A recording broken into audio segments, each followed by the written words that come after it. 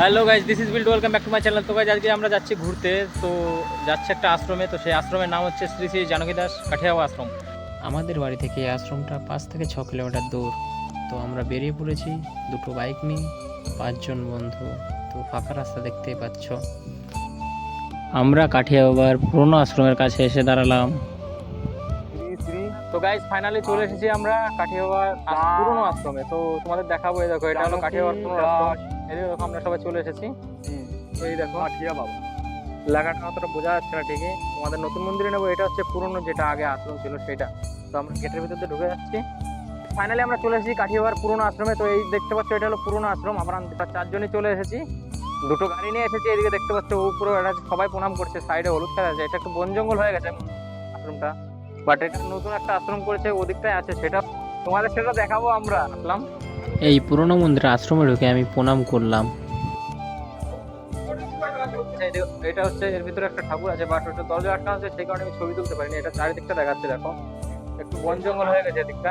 এদিকে একটা ঘর আছে, এদিকে হলুদ গাছ লাগিয়েছে আশ্রমের লোকেরাই। তো কল আছে, ওদিকে দেখতে পাচ্ছ একটা কল আছে, ওদিকে দেখো পুকুর আছে একটা ছোট, এদিকে দেখো হলুদ গাছ আছে, আর এদিকে দেখো মন্দিরটা। তো গাইজ আমরা নতুন মন্দিরে যাচ্ছি, পুরোনো মন্দিরটা দেখে নিলা তোমরা। তো এখন আমরা নতুন মন্দিরে যাচ্ছি। তো দেখতে পাচ্ছ পিছনে আরো আছে ছেলে পেলে, সবাই বন্ধুরা। তো বন্ধুদের নিয়ে যাচ্ছিল।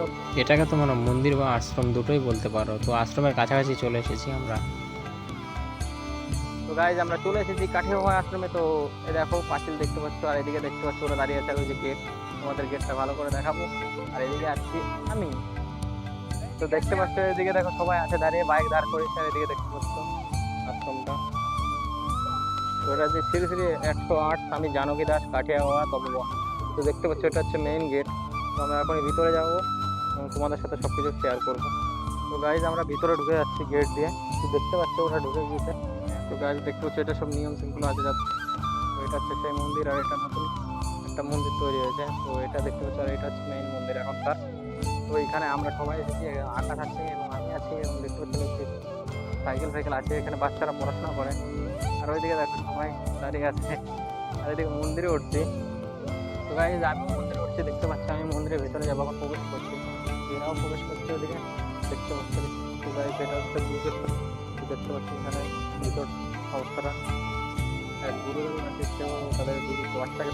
তো এখানে ক্যামেরা অ্যালাউ ছিল না, তো সেই কারণে ক্যামেরা বেশি করতে পারছিলাম না। এক গুরুদেব বারণ করেছিল যে এখানে ক্যামেরা করো না, তাই ক্যামেরাটা বেশি টাইম ব্যাগের ভেতর ছিল। তো মাঝে মাঝে প্রথম দিকে নেওয়া হয়েছিল। তারপর আমরা কিছুটা সময় ভিতরে কাটিয়ে মন্দিরের বাইরে চলে আসলাম। আর ভিউটা দেখতে পাচ্ছ কতটা সুন্দর, মন্দিরটা খুব বড় এবং খুব সুন্দর। তো গাইজ দেখতে পাচ্ছি আমরা কাঠিয়াওয়ার মন্দিরে এসেছি, বাট বড় মন্দিরটাই কোনো ছবি এলাও নেই, ক্যামেরা চালু করার জন্য অসুবিধা আছে। সেই আমরা এখন সাইডে একটা মন্দির আছে, সেখানে বসে ভিডিও করছি, এবং সেখানে বসে আছি আমরা 4 জনা, ক্যামেরা করছে একজন, আর সাইডে এক দাদু আছে, তার কাছে কিছু জিজ্ঞেস। দাদু, এই মন্দিরটা কত পুরনো? 20-22 বছর। আর এখানে কাঠিয়াওয়া থাকতেন এখানে? আসল বাড়ি মেমারি নজরপুরে নাকি? আর বছরে কোন কোন সময়টা অনুষ্ঠান হয়? ফাল্গুন মাসের 7 তারিখে হয়ে গেছে। আবার সামনের বছর ফাল্গুন মাসের 7 তারিখে আছে। ঠিক আছে, জানতাম না, সেই কারণে আসা হয়নি। তো সামনের বছর আসবো, এই দিনটা দাদুর কাছ থেকে শুনে নিলাম কিছু কিছু কথা।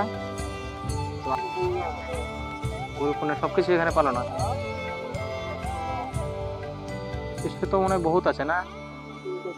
3 কোটি শিষ্য। শিষ্যের সংখ্যা প্রায় 3 কোটি এই আশ্রমের। আশ্রমের এরিয়াটা প্রচুর না? আর পুরোনো আশ্রমটা কি হয়েছে? পুজো হয়, ওটা পুজো হয়। তো গাইজ দেখতে পাচ্ছ দাদুর কাছে অনেক কিছু শুনে এলাম এবং জেনে এলাম। আর তোমাদের দেখাবো এখানে আশ্রমে আছে একটা ময়ূর। তো ময়ূর একটা তোমাদের দেখাচ্ছে, দেখো কত সুন্দর লাগছে ময়ূরটা। সে খাবার খেতে ব্যস্ত, আমাদেরও দেখছে না।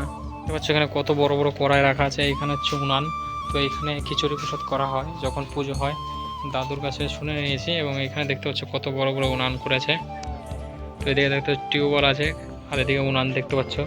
এদিকে আছে দেখো কড়াই, কত বড় বড় কড়াই, না করে 1-1.5 হাজার লোক খেতে পারবে একবারে। দেখতে পাচ্ছ কত বড় কড়াই আছে। এখানটা রান্না বান্না সব কিছু করা হয়। এখানে কোনো ভিডিও আলা নেই, সেই কারণে ভিডিও করতে পারছি না ঠিকভাবে। তো বাইরে থেকে যেটুকুনি করতে পেরেছি তোমাদের সেটুকুনি শেয়ার করবো। আর আশা করি ভালো লাগবে। এই মূর্তিটা হচ্ছে শ্রী শ্রী জানকী দাস কাঠিয়া বাবা মূর্তি। তো গাইস আজকের ভিডিওটা এ পর্যন্তই। তো আমি এখন কাঠিয়া বাবা আশ্রমে ঘোরা কমপ্লিট হয়ে গেল এবং তোমাদের দেখালাম ভিডিও।